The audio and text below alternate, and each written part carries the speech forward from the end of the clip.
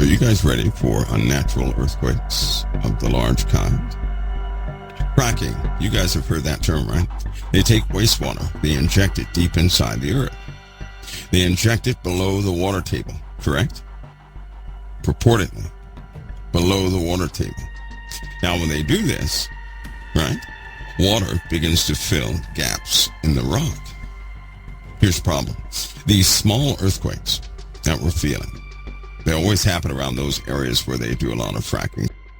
But did you know those small earthquakes are not relieving pressure?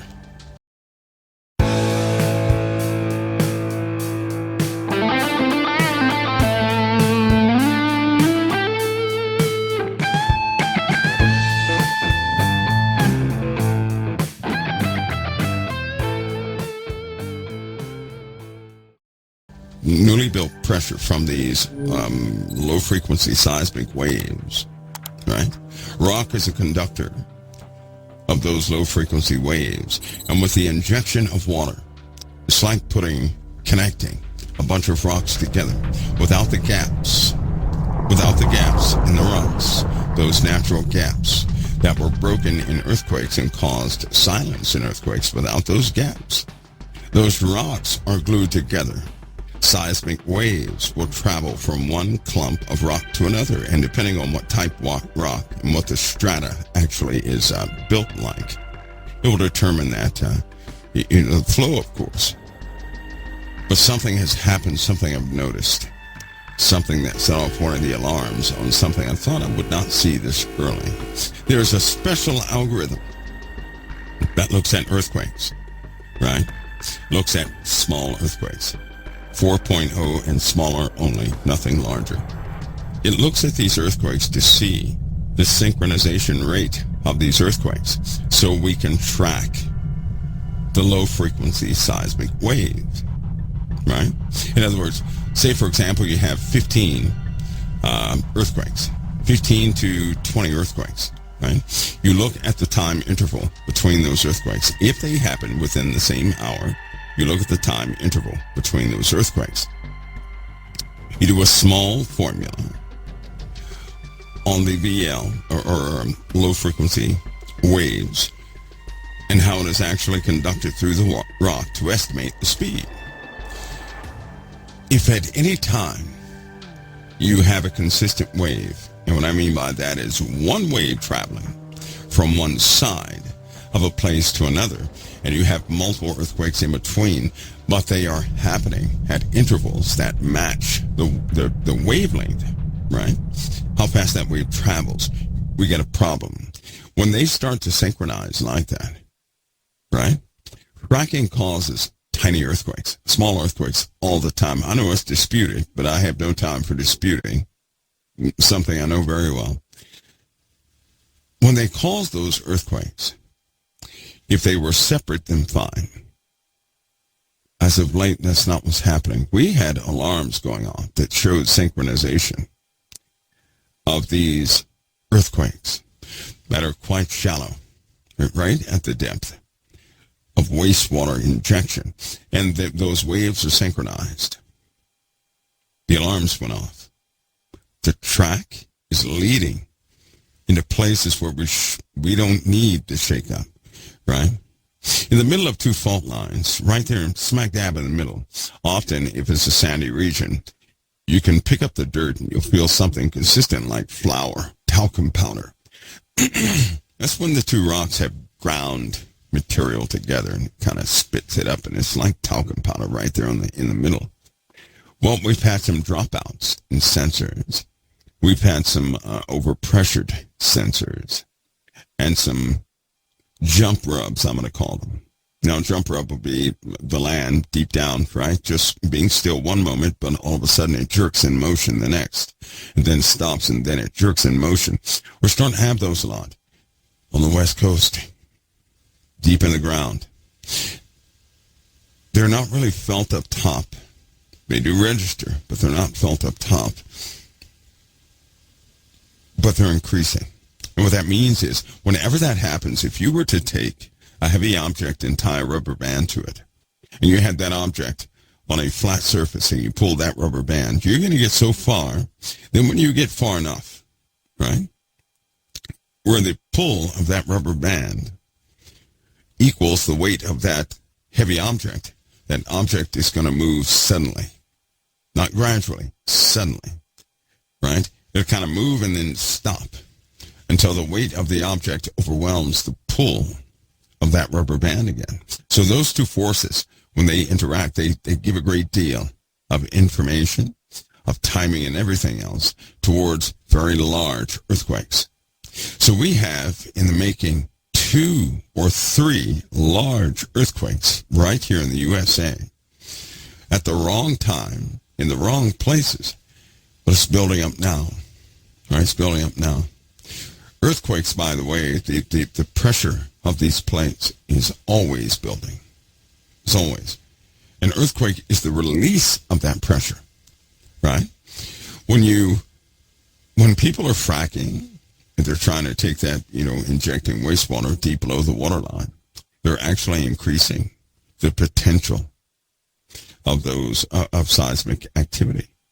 Even with the smaller earthquakes and things that you have, they still work together for some of the bigger earthquakes that we could have, because the earth is constantly, the land masses are in motion, and they're speeding up, right? Now, this cycle of the land masses being in motion, and that's how you have mountain ranges. That's why you have certain fault lines that are quite prominent, like California. I know everybody is worried about the New Madrid, but if you look at the direction of the plates, you wouldn't worry so much about the New Madrid. That's why people always ask me about the New Madrid, because it's such a vulnerable place, right? I never really worry about that because of what the direction of the plates, the travel of these plates is altering every single day, very subtly, but they're altering in direction. That's why I don't really worry about the New Madrid. But we have other fault lines that are formed, a lot of them, in Oklahoma, of course, and Texas, from what they're doing there. But we have other fault lines that are quite dangerous. And we're going to start seeing earthquakes in New York, right? Earthquakes in the Great Lakes in Canada. Places that you wouldn't think large earthquakes would actually hit, right? You wouldn't think that. We're going to see much of that. Much. You're going to start to see these continuous fires, coal fires, that are beneath the USA. They're going to start breaching again, absorbing the land or burning up the land. You're going to start seeing that, especially when we have these water differentials that will come in higher pressure on one side of the U.S. versus the other, kind of like this storm. Guys, do you not know in the storm that was just on the East Coast, the storm that, thank God, started picking up speed and moving out, in several spots on the East Coast, this storm dropped 3 inches of rain in less than 4 minutes. Can you imagine that? It damaged structures.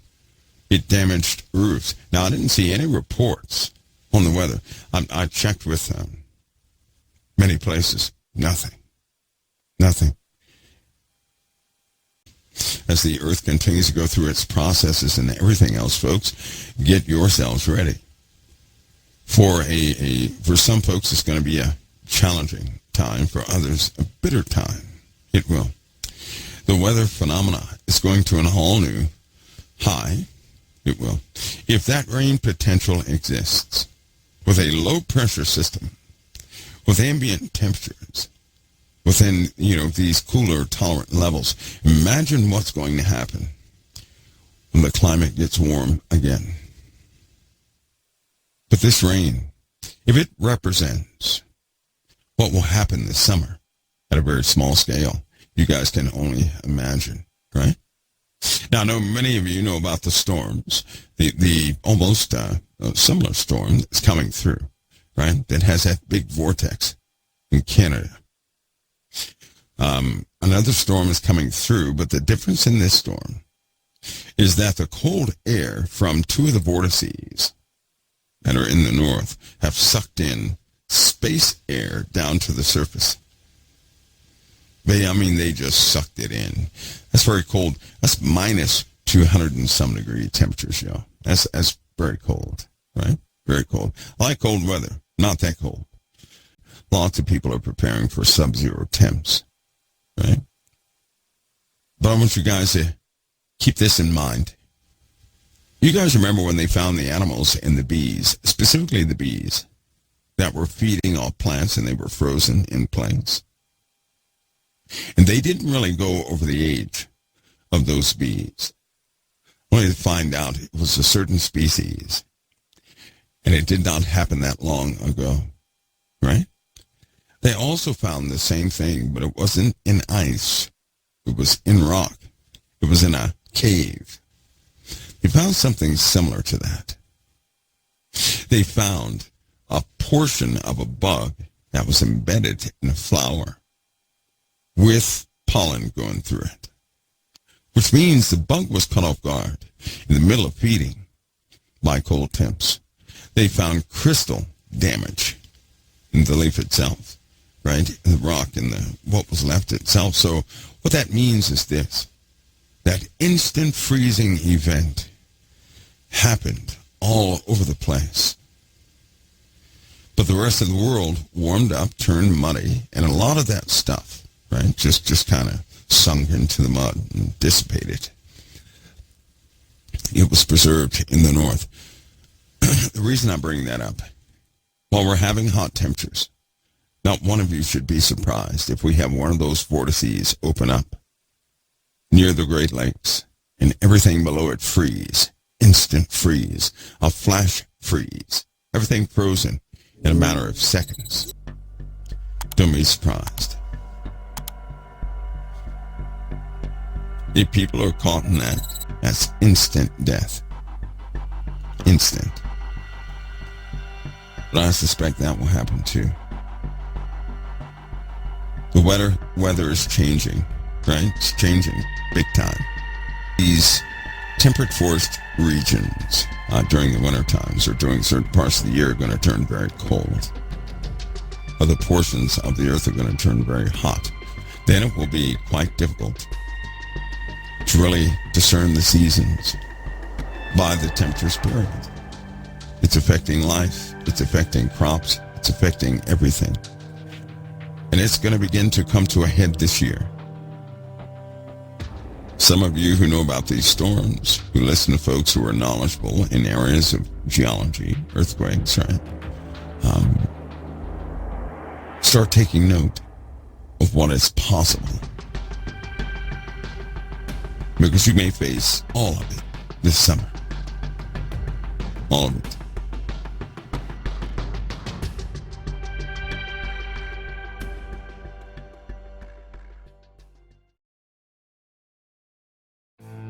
This has been the Confidential Report. For even more stories like this one, make sure to subscribe to our channel today. And please show your support by clicking the like button on this video. For even more stories and news you deserve to know the truth about, follow us on Facebook and Twitter. Thank you for watching the Confidential Report.